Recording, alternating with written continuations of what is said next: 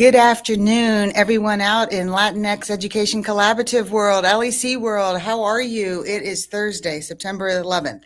Yes, it is a day for remembrance and for us to continue on recognizing the tragic events that took place 24 years ago. However, I want to make sure that not only do we honor that and respect that, but we also talk a little bit about how we move forward, how we help the next generation of the young people progress forward and understand what has happened and their own stories. And so today, I'm very excited to be able to be here with you and to share with you the next person that we are going to have on our Ask an Educator show, and that is Vanessa Rico. Vanessa is all about, hi Vanessa. Vanessa is all about uplifting and sharing people's stories so that they can be amplified and so that they can feel seen and be seen. And so I'm really excited. I've not met Vanessa. This is the first time in our conversation, so I'm super excited that you're able to join us and tell us about who you are and what you do and why you do it. So that is what we do here at LEC is amplify, elevate, and educate everyone. So thank you very much, Vanessa, for joining us. Yeah, it's such an honor to be here and to talk yet again about just the wonderful things that the organization's doing. So yes, my name is Vanessa Rico. I'm going to age myself. I have no shame. I am 33 years old. I am a mother of two. My oldest is 11. My youngest is 3. Big age gap, I know. I'm also a type 1 diabetic, and I also have, I'm in the beginning stages of kidney failure. So lots going on, but it's also what's empowered me to speak my truth and just raise my voice. I studied psychology at UIC here in Chicago, and I think I was just always so captivated by people's stories. Mm-hmm. Because when you look at me, unless I would have told you, hi, I'm type 1 diabetic and I have kidney failure, you would have never guessed. You would have never known. And so I feel so like captivated to know more about people, mm-hmm. And hear their story. Because if I were to just look at them, I wouldn't know what everyone's, what they're going through. So that's really, I was actually motivated by a colleague. I work at Beth Interactive, where I am a storyteller. Really my professional title is fundraising manager. So I take people's stories and I elevate them. I support other nonprofits supporting their communities. Mm-hmm. And so for a long time, it was very much like, how do I do that? I don't want to take over a story. I don't want to take over someone's voice. How do I do that? How do I elevate someone's story while still giving them full autonomy, right? To choose and decide how they want to tell their story, mm-hmm. and how they want their voices heard. And so I was motivated by a colleague to take this course. And it was just such a beautiful experience. I want to take it again. I want to motivate others to take it. It's just been so great. But as I mentioned, yeah, go ahead. So I'm sorry to jump in here. I know you were going to go launch into the next subject. And so before we move on, let me kind of rewind a little bit. First off, 33, I would not have guessed. And I love how you're like, I'm old, and I'm like, I'm sitting here and I'm like covering up. So I am unabashedly going to be 61. So I appreciate the fact that you want to share that and you embrace it. And I'm a grandmother, and my little one is 8 years old, and she is going to be a teacher.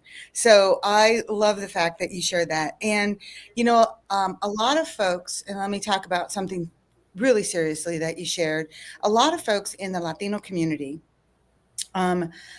may or may not be diabetic, but it is very, very prominent in our Latino community. And I feel blessed and that you shared that with us and with the audience on a wider breadth, because awareness is so key and so important. You're talking about stories, so key and so important.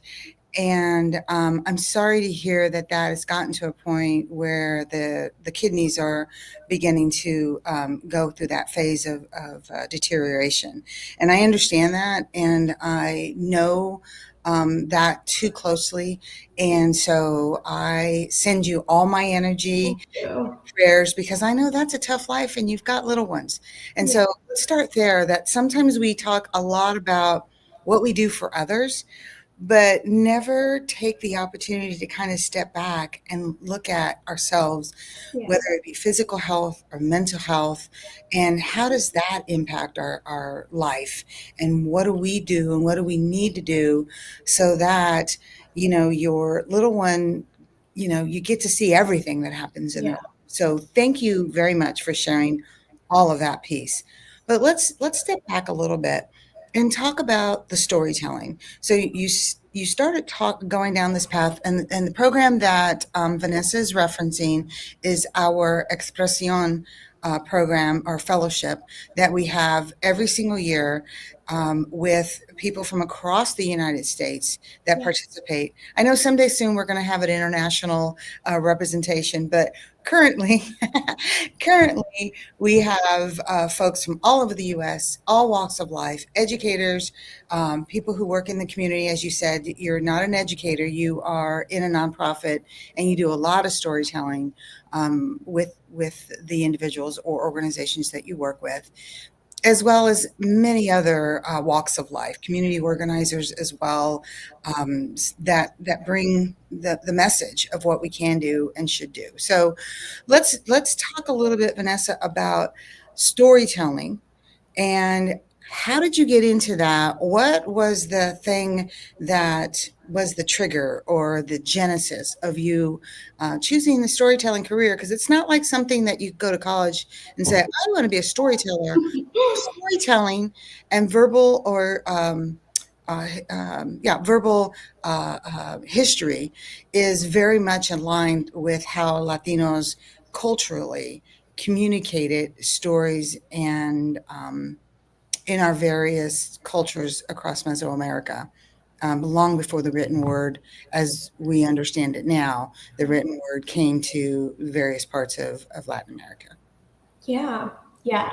I that's a great question. I think I'm going back in my brain and my archives and just being like, when did I start? I think I always was called to be a storyteller. I think even at a young age, if my sister's watching, maybe she could even attest that we used to have this huge computer, and just it was like a compact computer. I remember when dial-up was a thing. You remember that? Man, you really are old. Oh, I remember dial-up. You I remember remember dial-up? Yeah, floppy I remember disks. dial-up. So I would fill up floppy disks. If people remember floppy disks, I would fill up floppy disks with stories, with fairy tales, with anything I could think of. And so I feel like I was just always drawn to be a storyteller.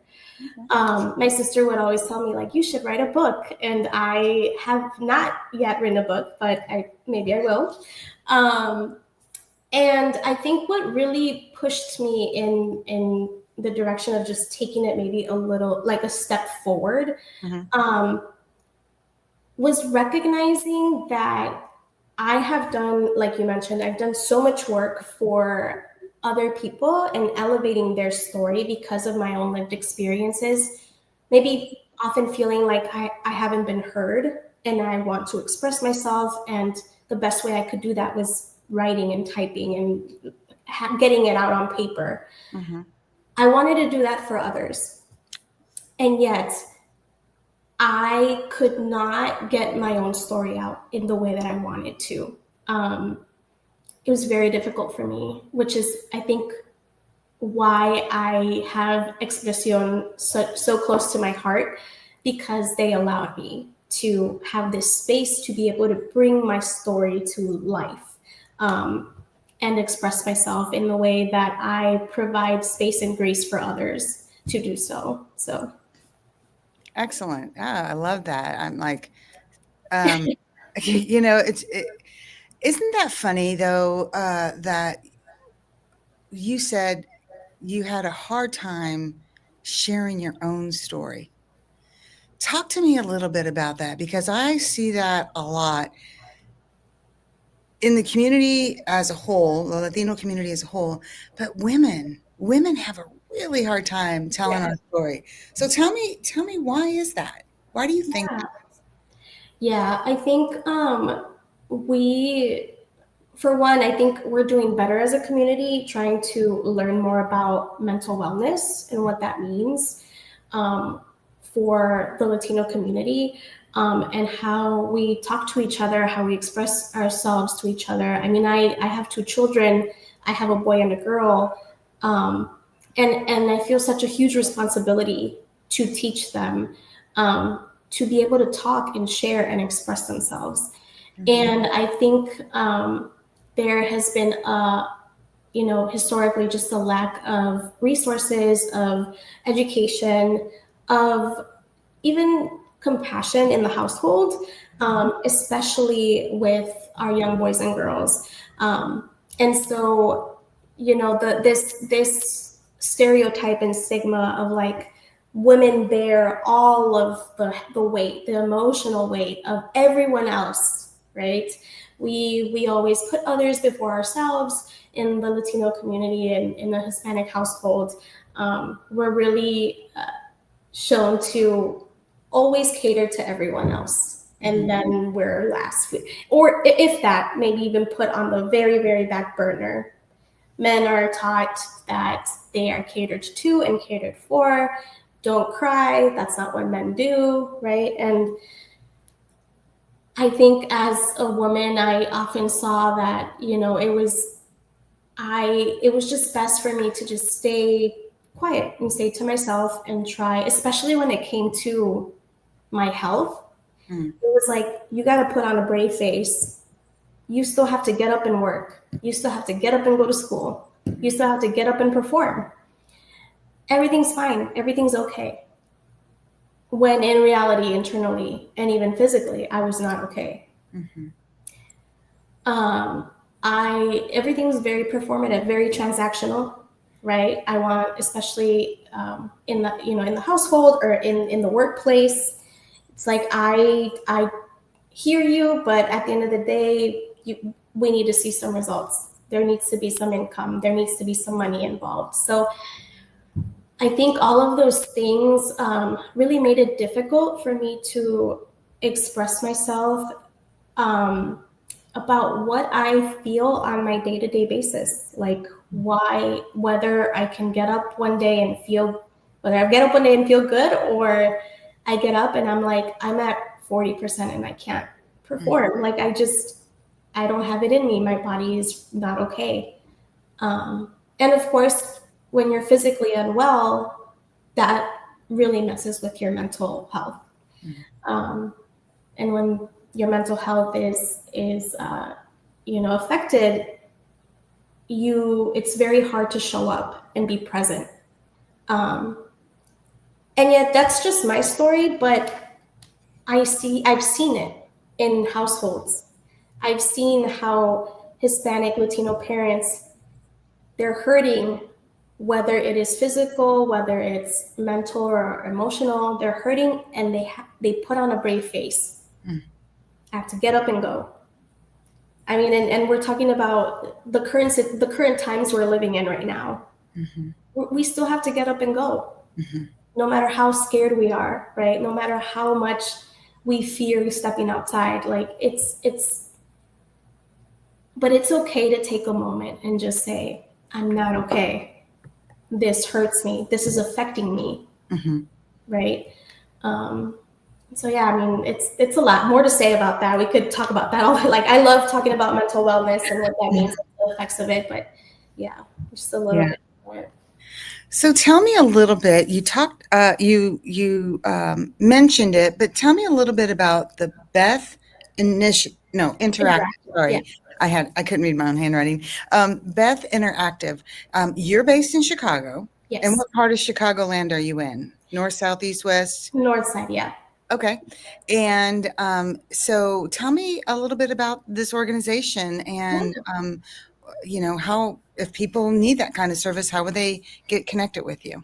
Yeah, so Beth Interactive, they are a consulting firm where they support nonprofits. Really, we are a fundraising initiative that helps with both print appeals and digital appeals. So anything that has to do with fundraising, and we really support hospitals and other nonprofits. Really getting the word out there for nonprofits and really elevating their mission and their voice. So if anyone here works for a nonprofit or is starting or has started a nonprofit and needs support with, like email appeals or, taking client stories and elevating those and making that the focus of or the mission of the organization, really to get the best fundraising efforts out there. And so it's been such a lovely time with them. They do a lot for the community. I think it was a little bit difficult because I've worked in nonprofit for a long time, on the front lines supporting nonprofits. To be able to step back a little bit and work on the back end of the nonprofit sector was a little different for me, but it's so amazing for me to see how much work people in nonprofit do. How much they're, especially right now, how much work they're putting into pouring out to the community. Yeah. And the community, you know what, they pour right back. They pour right back into the nonprofits and really help supporting one another, elevating each other, empowering one another to get everyone's voices heard and get the support and resources that the community needs, especially right now. Mm-hmm. So we really do our best to, we don't try to take people's stories and make them our own. We really want people to feel like this is theirs, this is their work, and we're just here to help, right? We're not here to pretend like we know everyone's problems or the community's problems. And try to be the hero all the time, right? The community knows, the people know what they need. And so we're here to help them maybe find the right words or find, like, wordsmith it so that it can reach people's hearts in the way that they want it to. Gotcha. Okay, fantastic. Talk to us a little bit. You mentioned it in the intro, and we've highlighted it back and forth in the conversation thus far. Talk to us a little bit about Expression. How did you find out about it? What does it mean? And you said you'd like to take the classes over and over and over again. Sorry. Yeah. I do know they have reunions, but I know that we try to get new people every time. So sorry. Yeah. No, it's okay. I want everyone to experience this. It's so wonderful. Yeah. So I was, while I was working, I would have moments in my career where I would think to myself, how do I take this client's story, this person's story, and really give them the autonomy to choose how they want their voices heard? Because I can hear a story and I say, oh, what you said right there, that's going to be the tagline and I want that, right? But if that's not the way that the person expressing themselves wants to relay their message or have their voice heard, it takes away from the entire point, and it takes away from them, from their voice. So I was having a hard time. I was talking to a colleague, and she was like, hey, actually, I saw on LinkedIn that there's like a fellowship going on where, a course where you could take to learn a little bit more about storytelling. It's like, okay. So I looked on LinkedIn. and I sent in the application. And it was, I mean, everyone there from the beginning, from just the start of the application to the very end, was just so supportive and helpful. And when I got accepted, I was super excited. I learned so much. I didn't imagine, I couldn't have imagined where this course would take me. Learning how to express myself and write it on paper, put it out there for the world to see and hear. I was able to connect with others and even see myself through the eyes of the clients, of the people that I was serving, and saying, wow, okay, I've gone through a lot in my life, both, physically with life, death situations, also mentally and emotionally. I've gone through a lot. And yet I wouldn't want people to see me as a victim. I want people to see me as someone who, despite everything, still overcame. And right, a fighter. And I was, this course really helped me to see that I get to choose my narrative, how I express that, how I relay that narrative to others, and therefore, like, they can then see me in a different light. Sure. And then that helped me in my career to be able to see and hear other people's stories and really take what they're saying to me and say, okay, you've been through a lot, but you're not a victim. We're not going to let you fall. Let's elevate you. Let's bring you up. Bravo. Bravo. That's right. You keep fighting, girl. Well, and you hit on a couple of things. First, I have to say, Trisha McGee is our communications director. Trisha, did you hear that? She heard it on LinkedIn and she found us from that. So bravo on that. But secondly, and seriously, the program, the Expresión Fellowship, if you are interested, and this is not to you, Vanessa, but to the wider audience, if you're interested in the program, the application process for next year's fellowship opens up at the end of October. And you'll start to hear us ramp up or see us ramp up this program because, as Vanessa mentioned, it is a very powerful, moving, dare I say, life-changing program. And it's absolutely free. It's absolutely free. The only thing that we ask is that you show up and be honest and present in this whole process. So talk to us a little bit about the process. Like, what did you have to do? What's some of the requirements that you recall having to go through? Yeah, honestly, it was to me, it was a very simple process. The application was online. You fill out, obviously, your demographics and as much information as you can and want to.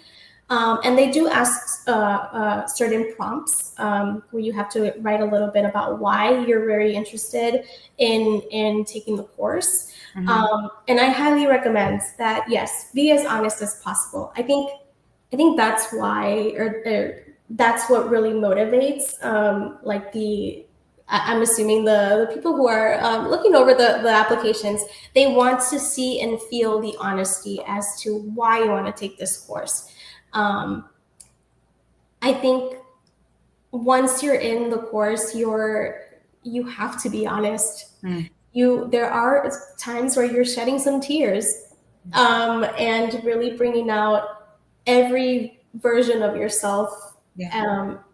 It's such a non-judgmental space. It's such a safe space. Once you've sent the application, the team always follows up with emails, calendar invites. We were able to meet the rest of the fellows taking the course. There was a lot of time to just be able to talk and express ourselves as to why we were interested in this. But then we really got down to the work. Mhm. to the work. I want to say it's like the inner work. And it was such an incredible and pretty easy process. Great. Fantastic. Okay, so we are close to our chat time. But before we go, I want to ask you, what's one piece of advice on the personal, and you make it as personal as you want, professional, and I say one, but it's like three parts, personal, professional, and then about the storytelling, about the expresión piece. What's some advice for each one of those categories? What's the personal? Let's start with that first. What's the Personal. first piece of advice that you Um, give people? show up for yourself. Ooh, I got to Always, write that one down. always show up for yourself. I think we're so good for showing up for others, Mhm. and we forget to show up for ourselves. I think that is something that I'm learning now. Mhm. Um, and a learning process, right? I don't think I'll ever stop learning. I'm sure there will be times where I'll put others before myself, but Sure. remembering to always show up for myself. Okay. What about professional? Professional. I would say this sounds super cliche, but really do something that is a passion for you. It's very cliche, but really, like, this is what the expression has taught me. And actually, I'm actually leaning towards a shift in my career Hmm. because I want to create a space for people like myself. Okay. And so knowing how passionate, you are about a topic, Mhm. there will be difficulties, there will be obstacles in your career, but it will never be burdensome. You'll be able to show up for yourself and show up for others when you're passionate about what you're doing and you Mhm. really believe in it and believe in yourself. Mhm. Yeah, there's an old adage, and I always get it wrong, but it has to do with that people will not uh, understand your passion until they see how passionate you are, or something like that. But yeah, that kind of rings true of what you're talking about. Yeah. Yeah. And what about a piece of advice for expresión? Oh, be ready to cry. First But in a apply. good way. First Yes. apply, right? First apply. First apply. But yes, be ready to cry in a good way. They're good tears. But I think really showing up as your authentic self. Be authentic. Like, just, if you're angry, you're angry. You show that. If you're sad, you're sad, and that it is what it is, Yeah. right? And I think that's the biggest advice I can say is, like, really show up as yourself, your authentic self, whatever that means, and whoever you are, show up that way. You're going to dig deep, and whether you like it or not, it's going to come up. So I think, and I think that's just what's so wonderful about the fellowship. That's fantastic, Vanessa. Thank you so much. LEC, we always bring it, and here we have it right here. Vanessa Rico out of Chicago. She brought her A game today. Storyteller extraordinaire. Mom, type 1 diabetic, and I would say super comadre, right? Your I bata's love in that. there. Your bata's in there somewhere. So that's your superpower. But thank you so much. Thank you for, one, taking the time to chat with us today. Two, uh, for sharing your story, for your authentic story, right? For being authentic with us today.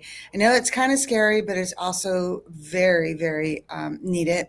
And then three, just for being just awesome, just being kind and generous, and sharing all the things that you've been sharing with us over the last 30 minutes already.